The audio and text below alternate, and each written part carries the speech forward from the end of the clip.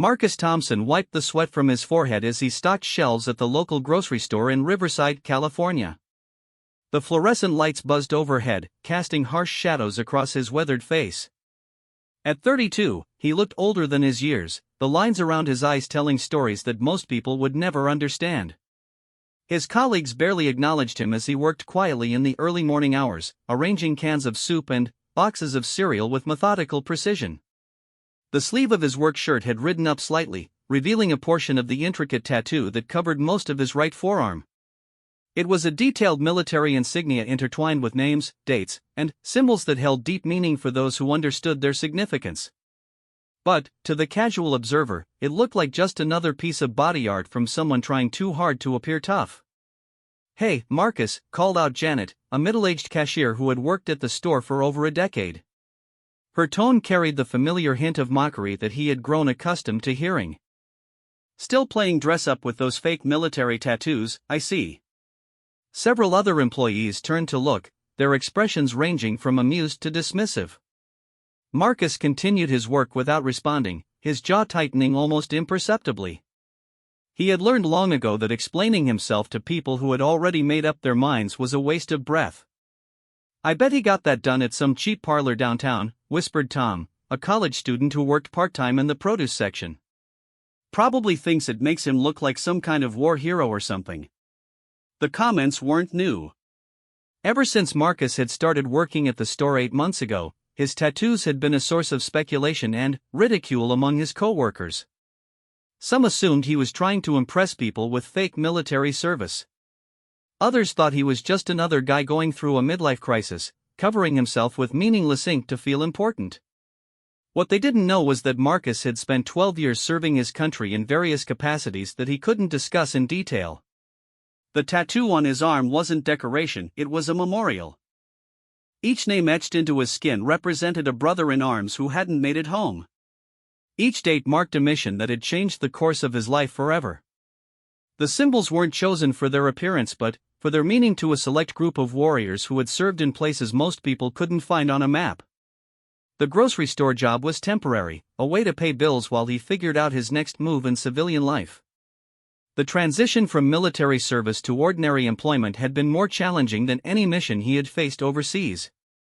The skills that had made him valuable in the field, strategic thinking, leadership under pressure, the ability to make split-second decisions in life or death situations, didn't translate easily to scanning barcodes and restocking inventory. Marcus had tried other jobs since leaving the service. He'd worked construction, where his physical fitness and discipline were appreciated but where the work felt hollow compared to what he had done before. He'd attempted sales, but found himself uncomfortable with the superficial relationships and empty promises that seemed to drive the industry. The grocery store job was honest work, and it paid enough to cover his modest apartment rent and basic expenses while he took online courses to earn a business degree. The morning shift was usually quiet, with only a handful of early shoppers browsing the aisles. Marcus preferred these hours because they allowed him to work in relative peace, away from the busier periods when customers and co-workers were more likely to engage in small talk or make assumptions about his background. As he moved to the next aisle, he noticed Mrs. Rodriguez, an elderly woman who shopped at the store several times a week. She was struggling to reach a box of crackers on a high shelf, her arthritic hands shaking with the effort. "Let me help you with that," Marcus said quietly, easily retrieving the box and placing it in her cart. "Thank you, dear," she replied with a warm smile. "You're always so kind." Mrs. Rodriguez was one of the few people at the store who treated Marcus with genuine respect. She had never commented on his appearance or made assumptions about his character. Their interactions were brief but meaningful, reminding him that there were still good people in the world who judged others by their actions rather than their appearance. "Marcus," called out Steve, the assistant manager, from the end of the aisle. "When you're done there, we need you to help unload the delivery truck." Steve was different from the other employees who mocked Marcus. He didn't participate in the jokes about the tattoos, but he also didn't defend Marcus when others made comments. He maintained professional distance, treating Marcus like any other employee while avoiding the personal interactions that might lead to uncomfortable questions. The delivery truck was already backed up to the loading dock when Marcus arrived. He worked alongside two other employees, efficiently moving boxes and crates from the truck to the appropriate storage areas. The physical labor was easy for him, his body still conditioned from years of military training despite being months removed from active service. "Man, I don't know how you lift those heavy boxes so easily," commented Jerry, a younger employee who had started working at the store around the same time as Marcus. "You must work out a lot." "Just staying in shape," Marcus replied simply. Jerry was curious about Marcus but lacked the social awareness to realize when his questions crossed into uncomfortable territory. He often asked about Marcus's background, his hobbies, and his plans for the future. Marcus answered politely but vaguely, sharing just enough information to satisfy basic curiosity without revealing anything significant about his past. The truth was that Marcus missed the camaraderie he had known in the military. He missed working alongside people who understood the stakes of their job, who trusted each other completely, and who shared a bond forged through shared hardship and common purpose. The civilian workplace felt superficial by comparison, full of petty conflicts and meaningless drama that seemed insignificant compared to what he had experienced in the service. As the morning wore on, more employees arrived for their shifts. The store began to fill with customers, and the atmosphere became more chaotic. Marcus retreated to the stockroom, where he could work quietly organizing inventory and preparing items for the sales floor. The stockroom was his refuge, a place where he could think clearly and focus on simple, concrete tasks. The work was repetitive but soothing, allowing his mind to process the challenges of civilian life while his hands stayed busy with familiar motions. Around mid-morning, he heard familiar voices approaching the stockroom. Janet and Tom were continuing their conversation about his tattoos, their voices carrying clearly through the thin walls. "I looked up some of those symbols online," Tom was saying. "They're definitely military related, but I bet he just copied them from some website. There's no way someone who actually served would be working here." "Exactly," Janet agreed. "Real veterans get good jobs with the government or big companies. They don't end up stocking shelves in grocery stores." Marcus continued working, his movements steady and controlled despite the anger building inside him. Their assumptions stung not because they questioned his service, but because they revealed how little civilians understood about the challenges faced by veterans transitioning to civilian life. The path from military service to civilian employment was rarely straightforward, and many highly qualified veterans struggled to find their place in a world that operated by completely different rules. The irony was that Marcus had turned down several lucrative job offers that would have required him to discuss his military service in detail. He valued his privacy and the confidentiality of the operations he had participated in more than financial gain or social recognition. The grocery store job allowed him to earn money honestly while maintaining the anonymity that had become important to him. His phone buzzed with a text message from his sister Sarah, who lived across the country with her family. She regularly checked in on him, worried about his adjustment to civilian life and his tendency to isolate himself from social connections. "How's the new job going?" she had written. "Are you making any friends?" Marcus stared at the message for a moment before typing back, "Job is fine. People are okay." It wasn't entirely truthful, but he didn't want to worry her with details about the workplace dynamics. Sarah had her own life to manage, and he had always been protective of his family, shielding them from the darker aspects of his experiences. The afternoon shift change brought a new group of employees, including some who were more sympathetic to Marcus but still didn't really understand him. They treated him with basic respect but maintained the same emotional distance that characterized most of his civilian interactions. As closing time approached, Marcus finished his assigned tasks and prepared to leave for the day. He changed out of his work shirt in the employee locker room, revealing more of the detailed tattoo work that covered his arm and shoulder. The artwork was professionally done, clearly expensive, and obviously meaningful to whoever had commissioned it. Walking to his truck in the employee parking lot, Marcus reflected on another day of anonymous labor in a world that seemed determined to misunderstand him. Tomorrow would bring more of the same, more assumptions, more comments, more reminders of how different his perspective was from those around him. He drove home through the familiar streets of Riverside, past strip malls and housing developments that had expanded rapidly during his years of service overseas. The area had changed significantly since his childhood, growing more crowded and impersonal. His small apartment was in an older complex that housed a mix of working families, college students, and other people like himself who were between chapters of their lives. The apartment was spartanly furnished but meticulously clean and organized. Military habits died hard, and Marcus maintained the same standards of order and discipline that had defined his service years. His few personal possessions were arranged with purpose, and everything had its designated place. On his kitchen table sat a stack of college textbooks and course materials. Marcus was working toward a business degree through online classes, studying subjects that he hoped would eventually lead to more meaningful employment.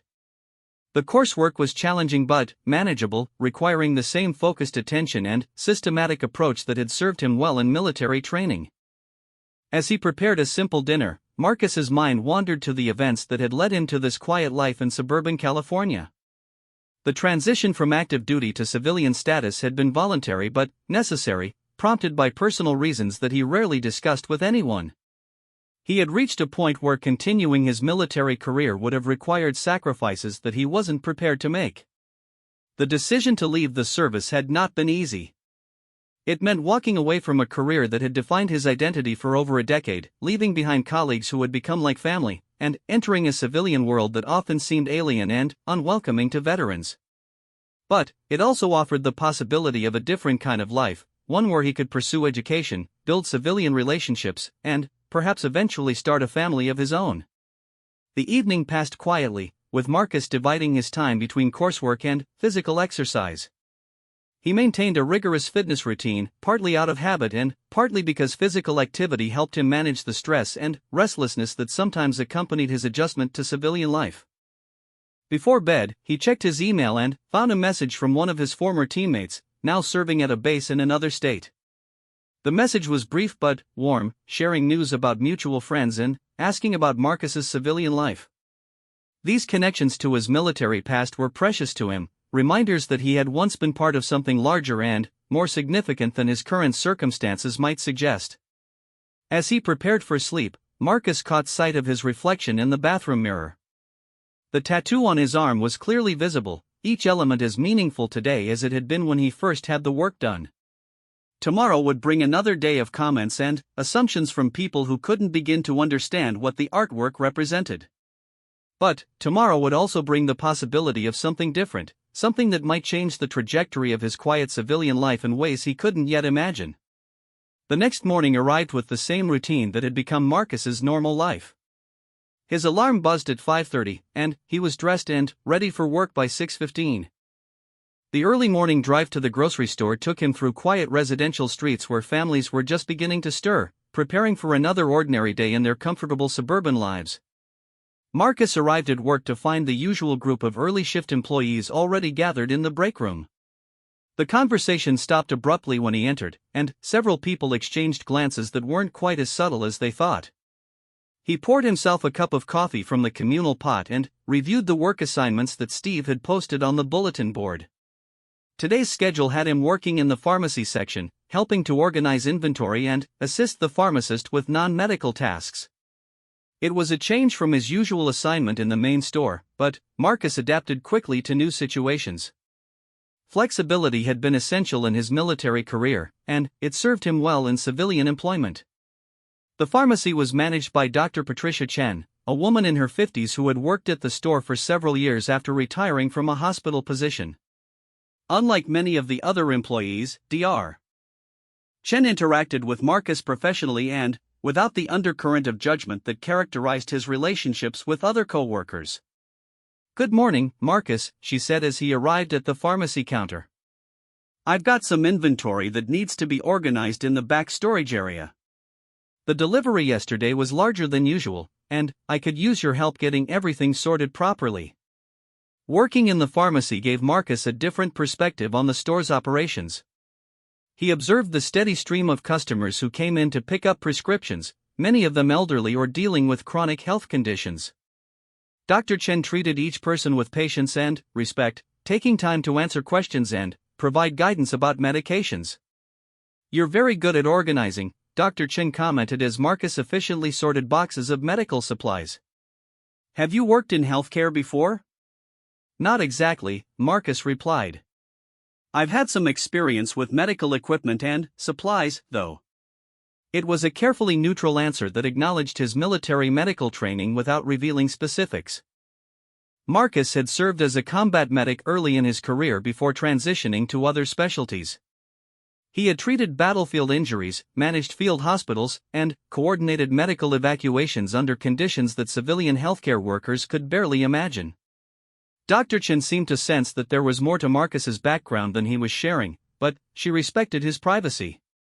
Their working relationship was comfortable and professional, built on mutual respect rather than curiosity about personal histories. Around mid-morning, a customer approached the pharmacy counter with a question about pain medication. He was a man in his 40s wearing a casual business outfit, but Marcus immediately noticed details that others might miss. The man's posture suggested military training, his haircut was regulation short despite being grown out slightly, and his shoes were polished to a standard that exceeded civilian norms. The customer's prescription was for medication commonly used to treat chronic pain, and Marcus caught a glimpse of surgical scars on the man's wrist when he reached for his wallet. The combination of details painted a picture that Marcus recognized a veteran dealing with service-related injuries. "Thank you," the customer said to Dr. Chen as she handed him his medication. He turned to leave, then paused as he noticed Marcus organizing supplies behind the counter. His eyes lingered on the visible portion of Marcus's tattoo, and his expression changed subtly. For a moment, the two men made eye contact. The customer's gaze was questioning, recognizing something familiar but uncertain about whether his instincts were correct. Marcus maintained neutral eye contact, neither confirming nor denying whatever the man thought he might have recognized. The customer left without saying anything additional, but the brief interaction stayed with Marcus throughout the morning. It was rare for him to encounter other veterans in his daily civilian life, and, when it happened, there was usually an element of mutual recognition that was both comforting and complicated. During his lunch break, Marcus sat alone in the employee break room, reading a chapter from one of his business textbooks while eating a sandwich he had brought from home. The break room was nearly empty, with most employees preferring to leave the store during their time off. Janet entered the break room with two other employees, their conversation loud enough to overhear even though Marcus was trying to focus on his reading. "I was talking to my husband about that tattoo," Janet was saying. "He served in the army for 4 years, and he says those symbols don't look right for someone who actually served. He thinks Marcus is probably one of those stolen valor guys who pretends to be military to get attention." Marcus's grip tightened on his textbook, but he continued reading without acknowledging the conversation. The accusation of stolen valor was particularly painful because it represented everything he was trying to avoid by keeping his service record private. Real stolen valor cases involved people who fabricated military service for personal gain, claiming honors and experiences they had never earned. "My brother-in-law is a Marine," added Carol, a cashier who had worked at the store for several years. "He says you can always tell the real veterans from the fake ones. Real veterans don't need to advertise their service with flashy tattoos." The irony of the comment wasn't lost on Marcus. His tattoo wasn't advertising, it was remembrance. The names and dates commemorated teammates who had died in service, operations that had required years of specialized training, and commitments that had defined more than a decade of his life. But explaining this would require revealing details about his service that he preferred to keep private. Tom joined the conversation with his characteristic lack of awareness about appropriate boundaries. "Maybe we should ask him about it directly. I mean, if he really served, he should be proud to talk about it, right?" Marcus closed his textbook and stood up, disposing of his lunch trash and leaving the break room without acknowledging the conversation. Confronting his co-workers would only escalate the situation and potentially create workplace conflicts that could affect his employment. The afternoon shift brought a busier pace as customers filled the store for their weekly shopping trips. Marcus returned to his assignment in the main store, restocking shelves and assisting customers who needed help finding items. The work was routine but kept him occupied, preventing him from dwelling on the morning's uncomfortable interactions. Around 3 o'clock, he noticed unusual activity near the store's main entrance. A small group of customers had gathered, and there seemed to be some kind of excitement or commotion. Marcus continued working but kept an eye on the situation, his training making him naturally aware of anything that might disrupt the store's normal operations. Steve approached him with a slightly nervous expression. "Marcus, there's a situation up front that might require some assistance. We've got a customer who's become pretty agitated, and I'm hoping you might be able to help calm things down." Marcus followed Steve toward the front of the store, where he could see a crowd of customers and employees gathered around the customer service counter. The source of the commotion was immediately apparent. A middle-aged man in a military dress uniform was speaking in a loud, agitated voice to Sandra, the customer service manager. "This is completely unacceptable," the uniformed man was saying. "I've been shopping at this store for months, and I've never experienced such poor service. I want to speak to the manager immediately." As Marcus got closer, he could see the details of the man's uniform more clearly. The insignia indicated high rank, and the ribbons on his chest suggested extensive military service, including multiple deployments. But something about the man's bearing and the way he wore the uniform struck Marcus as slightly off, though he couldn't immediately identify what was bothering him. Steve approached the situation cautiously. "Sir, I'm the assistant manager. How can I help resolve this situation?" "I'm Commander William Hayes," the man announced, his voice carrying across the front of the store. "I'm a Navy SEAL with over 20 years of service to this country, and I expect to be treated with the respect that my service has earned." Several customers and employees murmured appreciatively, clearly impressed by the man's claimed credentials. Sandra looked relieved to have management support in dealing with the difficult situation. Marcus observed the scene from a distance, his trained eye picking up details that others might miss. The man's uniform appeared correct at first glance, but there were subtle inconsistencies in how he wore certain elements. His posture and mannerisms didn't quite match what Marcus would expect from someone with the claimed background and experience. "What seems to be the problem, Commander?" Steve asked respectfully. "I came in to return this merchandise," Hayes replied, gesturing to a small electronic device. "It stopped working after just 2 days, and your customer service representative is refusing to process the return without a receipt. Don't you people understand that military personnel deserve better treatment than this?" Sandra looked uncomfortable as she tried to explain store policy. "Sir, I understand your frustration, but our return policy requires a receipt for all electronic items." "It's not personal, it's the same policy for all customers." Hayes' voice grew louder and more aggressive. "I've served this country for over 2 decades. I've completed missions that I can't even discuss in public. I've earned multiple combat decorations, including the Silver Star. And you're going to deny me a simple return because of some bureaucratic policy?" The crowd around the customer service counter grew larger as more people were drawn by the commotion. Several customers began expressing support for Hayes, clearly moved by his claimed military service and apparent mistreatment by store employees. Marcus watched the situation unfold with growing unease. Something about Hayes' story and behavior didn't feel right, but he was reluctant to get involved. His position as a grocery store employee didn't give him any authority to challenge a customer's claims, especially when those claims involved military service. However, as Hayes continued his angry tirade, he began making specific claims about SEAL operations and training that Marcus knew were inaccurate. The man was describing missions and procedures that didn't match reality, using terminology incorrectly, and making references that suggested his knowledge of military operations came from movies rather than actual experience. "I led a team of SEALs in Afghanistan," Hayes was saying, his voice carrying clearly through the store. "We conducted operations behind enemy lines that saved countless American lives. We jumped out of helicopters into hostile territory, engaged in hand-to-hand combat with enemy forces, and completed our missions despite overwhelming odds." The story was dramatic and impressive to civilian listeners, but Marcus recognized it as a compilation of movie cliches rather than an accurate description of military operations. Real special operations missions were typically more subtle and less Hollywood dramatic than Hayes was describing. Several employees had gathered to watch the confrontation, including Janet, Tom, and Carol.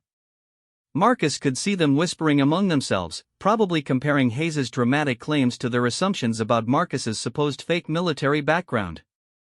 "This is what a real veteran looks like," Janet whispered to Tom. not someone with fake tattoos trying to impress people.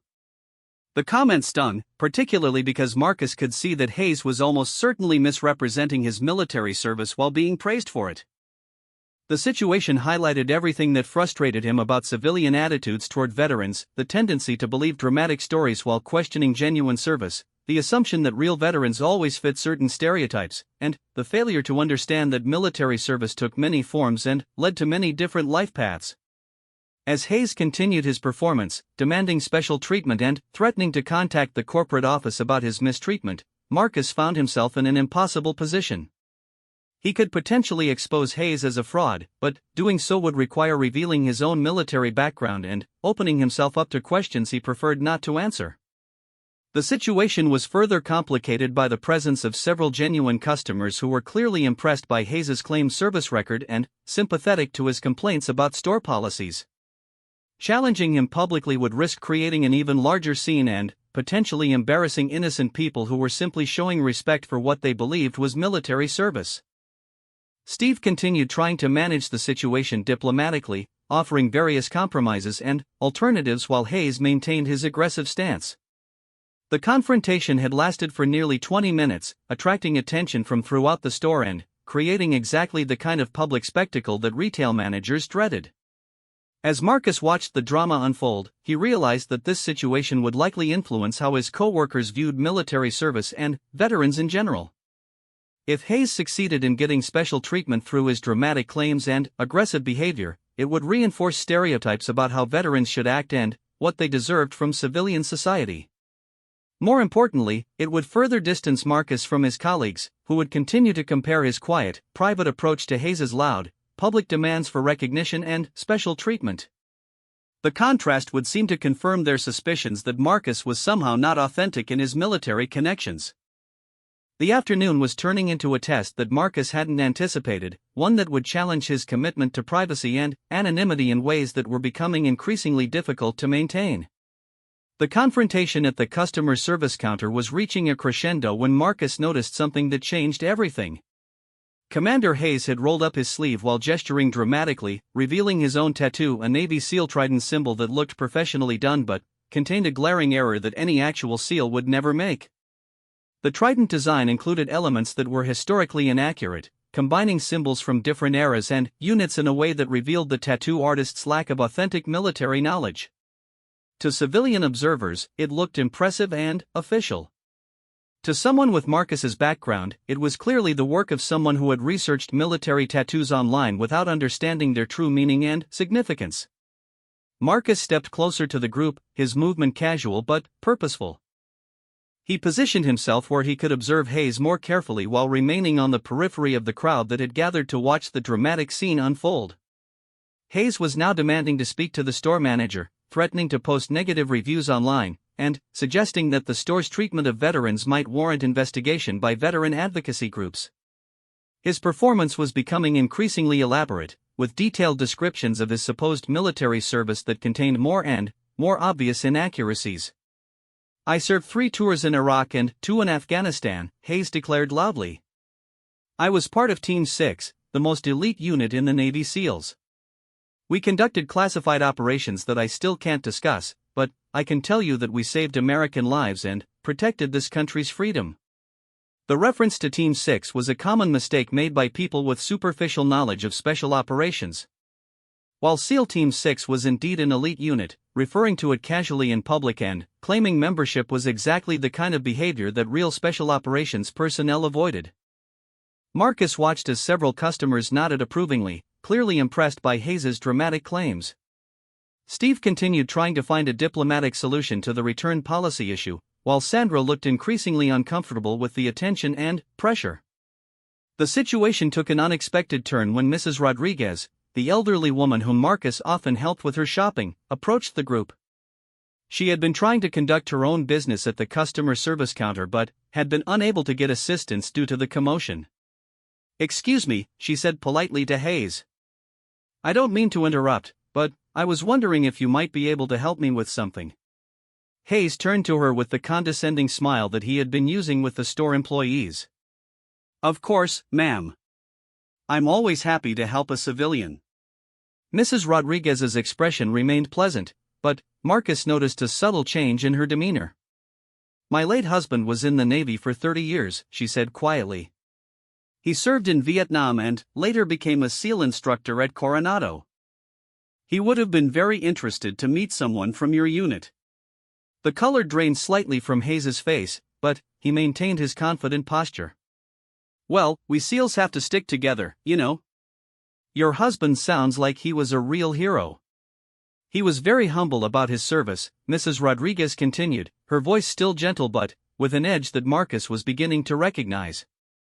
"He always said that the men who talked the most about their missions were usually the ones who had done the least. He taught me quite a bit about SEAL culture over the years." Hayes shifted uncomfortably, but he was committed to his performance now. "Different generations have different approaches to these things, ma'am. Modern SEALs are more open about our service." Mrs. Rodriguez nodded thoughtfully. "Perhaps you could tell me about your BUD/S class number?" "My husband always remembered his classmates and loved to connect with other graduates." The question was innocent enough to civilian listeners, but Marcus recognized it as a trap. BUD/S, Basic Underwater Demolition/SEAL Training, was the rigorous program that all Navy SEALs had to complete. Real graduates knew their class number and could provide specific details about their training experience. Someone pretending to be a SEAL would struggle to answer such questions convincingly. Hayes hesitated for just a moment too long. "Well, that's getting into some pretty specific military details that I don't usually discuss in public settings." "Of course," Mrs. Rodriguez replied with understanding that seemed genuine but felt pointed. "My husband was also very discreet about operational details. But class numbers aren't classified information. He was always proud to mention that he was BUD/S class 45.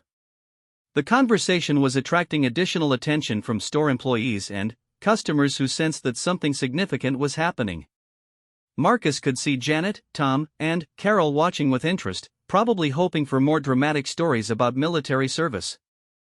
Hayes was clearly struggling now, trapped between maintaining his false claims and avoiding questions that could expose him. "I prefer not to get into those kinds of details in a public setting like this. You understand how it is with operational security." Mrs. Rodriguez smiled sweetly. "Certainly. Perhaps we could talk more privately sometime. I'd love to hear about your experiences and share some of my husband's stories with you." The offer was polite and seemingly innocent, but it was also a challenge that Hayes couldn't accept without risking further exposure. Marcus watched as the man calculated his options, looking for a way to escape the conversation without admitting that he couldn't answer basic questions about SEAL training. "I'd be happy to discuss it sometime," Hayes replied evasively. "But right now I really need to resolve this return situation and get back to my duties." Steve seized the opportunity to redirect the conversation back to the original issue. "Commander, I think I may have found a solution to your problem. If you can provide any proof of purchase, a credit card statement, an email receipt, anything that shows you bought the item here, we can certainly process the return." It was a reasonable compromise that should have resolved the situation, but Hayes seemed reluctant to provide even basic documentation. "I paid cash," he said quickly. "I don't have any of that paperwork with me." The claim was becoming increasingly suspicious, even to civilian observers. Most people kept receipts for electronic purchases, especially expensive items that might need to be returned. Hayes's inability to provide any proof of purchase, combined with his evasiveness about basic military questions, was creating doubt about his entire story. Marcus found himself in a difficult position. He could see that Hayes was almost certainly misrepresenting his military service, but he was reluctant to get involved in a public confrontation. However, he was also watching his coworkers and customers being deceived by someone who was exploiting respect for military service for personal gain. The decision was made for him when Hayes, growing desperate to maintain credibility, pointed directly at Marcus and made a statement that changed everything. "Look, even this guy knows I'm legitimate," Hayes said, gesturing toward Marcus. "I can tell by looking at him that he recognizes real military bearing when he sees it. Don't you?" The question was directed at Marcus, putting him in the spotlight in front of the entire gathered crowd. All eyes turned toward Marcus, who suddenly found himself the center of attention in a situation he had been trying to avoid. Steve, Sandra, Mrs. Rodriguez, and all the store employees who had been watching the drama were now looking at him expectantly. Hayes had made a critical error by assuming that Marcus would automatically support his claims out of some kind of solidarity. The false seal commander had misread Marcus's quiet observation as approval and was now trying to use him as validation for his deception. Marcus met Hayes's gaze steadily, considering his options. He could remain silent and allow the deception to continue, avoiding the personal exposure that he had worked so hard to maintain. Or he could speak up and risk revealing his own background in order to prevent a fraud from succeeding. The silence stretched for several seconds as Marcus weighed the consequences of either choice. He was aware that whatever he said or didn't say would have implications for how his co-workers viewed him, how Hayes's deception played out, and how the genuine respect for military service might be affected by this encounter. Mrs. Rodriguez was watching him with particular interest, her expression suggesting that she suspected Marcus might have relevant knowledge about the situation. Her husband's military background had clearly given her enough familiarity with military culture to recognize Hayes's inconsistencies, and she seemed to be hoping that Marcus might provide the clarity that the situation needed. The store employees were also watching Marcus intently, probably expecting him to defer to Hayes as the obvious authority on military matters. Their previous assumptions about Marcus's tattoos and background made them likely to interpret his silence as confirmation that Hayes was the real veteran in the room. Hayes was looking increasingly confident, apparently believing that Marcus's hesitation indicated agreement with his claims. The false commander was smiling now, treating Marcus's silence as an endorsement that would strengthen his position in the confrontation with store management. Finally, Marcus made his decision. He stepped forward slightly, his voice calm and measured as he addressed Hayes directly. "Actually," Marcus said quietly, "I think there might be some confusion about your service record." The simple statement created an immediate shift in the atmosphere. Hayes's confident expression faltered as he realized that Marcus was not going to provide the support he had expected. The gathered crowd sensed that something significant was happening, even if they didn't yet understand what it meant. "What do you mean?" Hayes demanded, his voice taking on a defensive edge. Marcus maintained his calm demeanor as he responded. "Mrs. Rodriguez asked you about your BUD/S class number. That's a pretty basic question for someone who completed SEAL training. Most graduates are proud to share that information." The challenge was respectful but direct, delivered in a tone that suggested Marcus knew what he was talking about. Hayes's face reddened as he realized he was being questioned by someone who might have actual military knowledge. "I told you, I don't discuss operational details in public," Hayes replied, his voice rising. "Class numbers aren't operational details," Marcus said simply. "They're part of the historical record. Anyone who graduated from BUD/S would know their class number and be able to discuss their training experience in general terms." The conversation had shifted dramatically. Marcus was no longer the quiet employee in the background, he was demonstrating knowledge about military training that suggested he had relevant experience. The store employees were beginning to realize that their assumptions about Marcus might have been completely wrong. Hayes was trapped now, unable to answer basic questions about the military service he claimed without exposing himself as a fraud. His aggressive demeanor was giving way to desperation as he looked for a way to escape the situation he had created. "Who are you to question my service?" Hayes demanded, trying to regain the initiative. "What gives you the right to challenge a decorated combat veteran?" It was exactly the wrong question to ask, because it opened the door for Marcus to reveal information about his own background that he had worked so hard to keep private. The confrontation was reaching a point where someone was going to be exposed as either fraudulent or authentic, and Hayes had inadvertently forced the issue.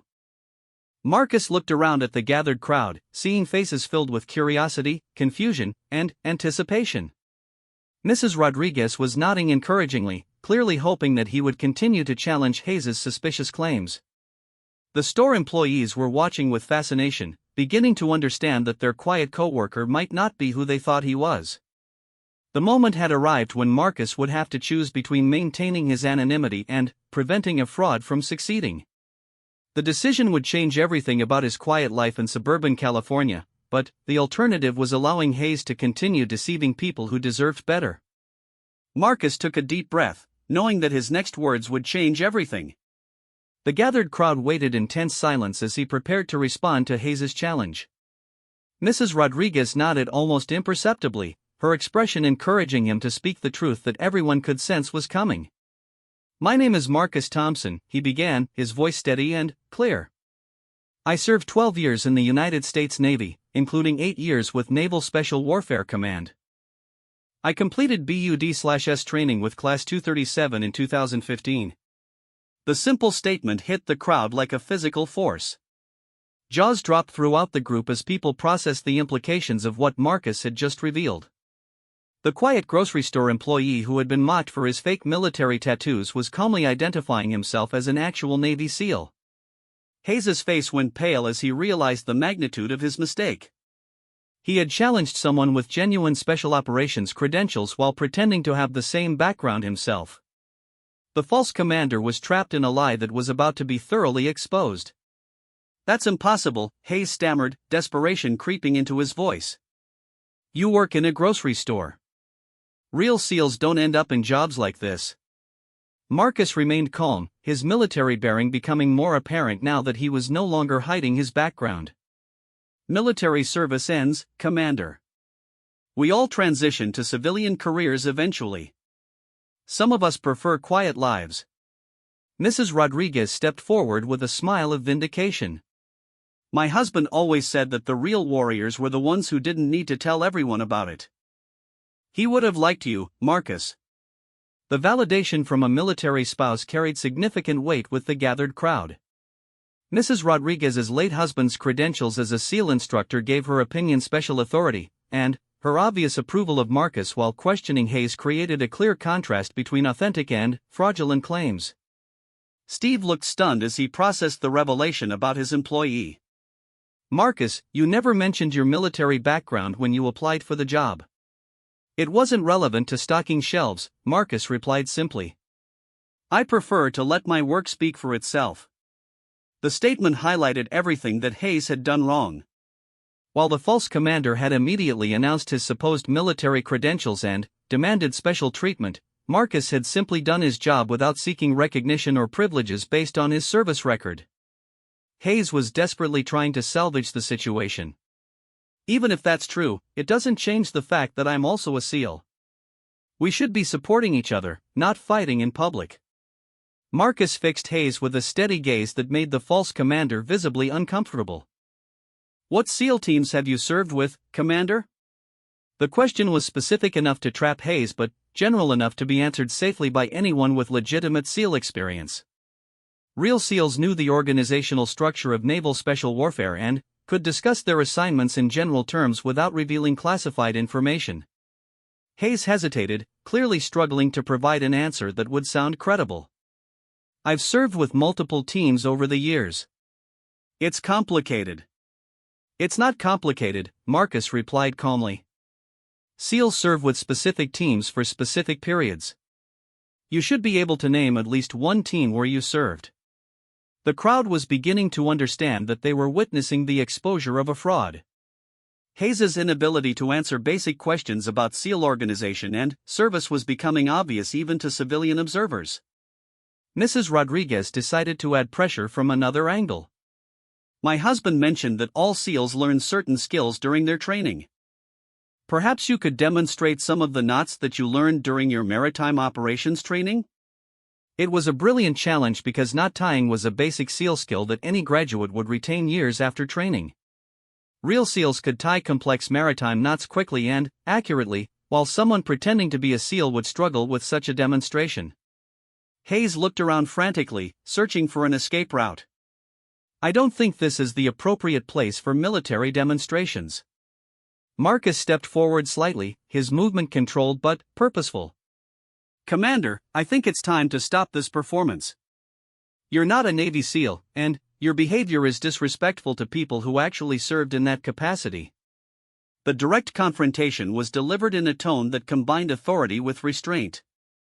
Marcus wasn't shouting or being dramatic, he was simply stating facts in a way that left no room for argument or negotiation. Hayes' facade finally, cracked completely. "You can't prove anything," he said, his voice rising defensively. "I don't have to justify my service to you or anyone else." "Actually," said a new voice from the edge of the crowd, "that's exactly what you have to do." Everyone turned to see who had spoken. A tall man in civilian clothes but, with an unmistakable military bearing, had approached the group. He was probably in his early 50s, with gray hair and the kind of quiet confidence that Marcus immediately recognized as genuine military leadership. "Commander Robert Harrison, United States Navy, retired," the newcomer said, addressing the group formally. "I couldn't help overhearing this conversation, and I think I can help clarify a few things." Harrison's presence added a new dynamic to the situation. Unlike Marcus, who had been reluctant to reveal his background, this man was identifying himself clearly and taking charge of what had become a significant confrontation. Hayes looked terrified as he realized that another person with military authority had joined the discussion.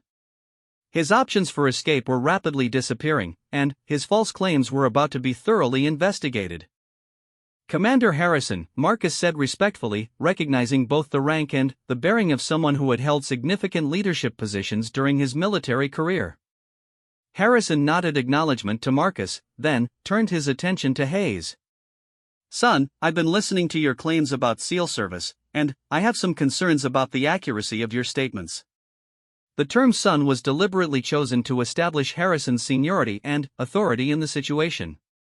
It also subtly indicated that he didn't recognize Hayes as a legitimate military peer. "I've served with Navy SEALs throughout my career," Harrison continued. "I've commanded joint operations that included SEAL teams, and I'm very familiar with their training, organization, and culture.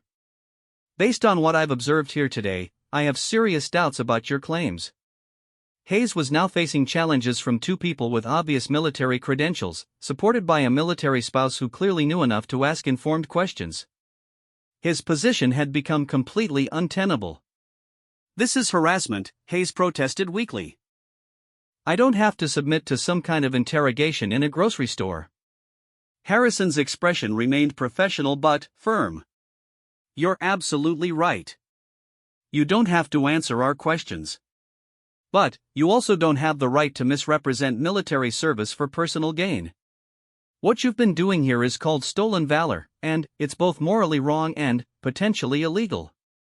The mention of stolen valor sent a murmur through the crowd. Most people were familiar with the term and understood that falsely claiming military service was considered a serious offense. Marcus watched as Hayes realized that his performance had not only failed but had exposed him to potential legal consequences. The false commander had gone from demanding special treatment to facing public humiliation and possible criminal charges. "I think it would be best if you left now," Steve said firmly, his authority as assistant manager finally asserting itself. "Your return request is denied, and you're no longer welcome in this store." Hayes looked around desperately, seeking any support or sympathy from the gathered crowd. Instead, he found faces filled with disappointment, anger, and disgust. People who had initially been impressed by his dramatic claims now felt manipulated and deceived. "This isn't over," Hayes said weakly, but he was already backing toward the exit. His threat carried no weight because everyone present understood that he had no legitimate grievance or authority to pursue the matter further. As Hayes fled the store, the crowd began to disperse, but many people approached Marcus with apologies and expressions of respect. Store employees who had mocked his tattoos and questioned his authenticity now looked embarrassed about their previous assumptions. Janet was among the first to approach him, her face flushed with shame. "Marcus, I owe you a huge apology.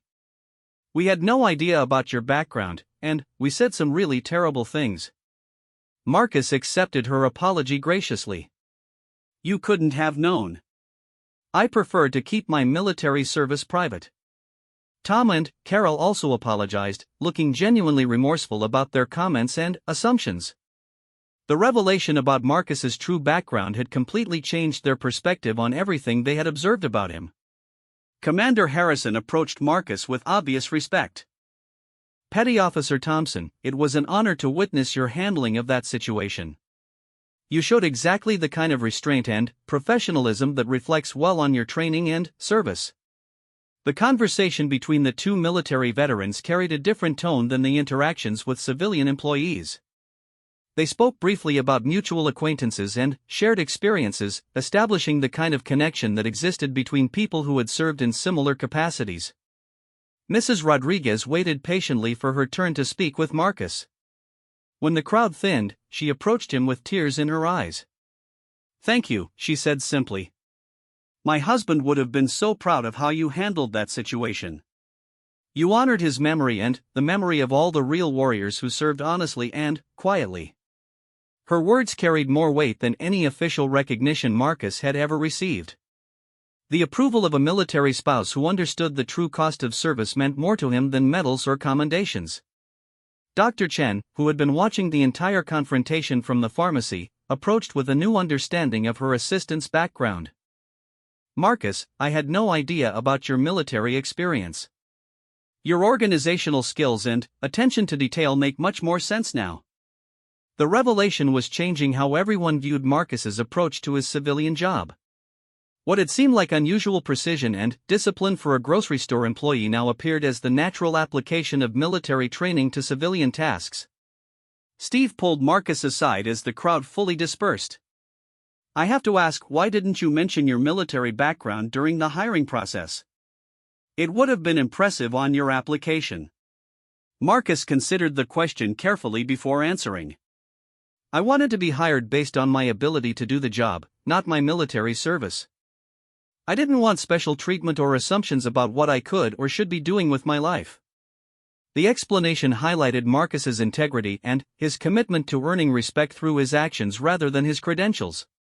It also revealed his understanding that military service, while honorable, was just one chapter in a person's life story.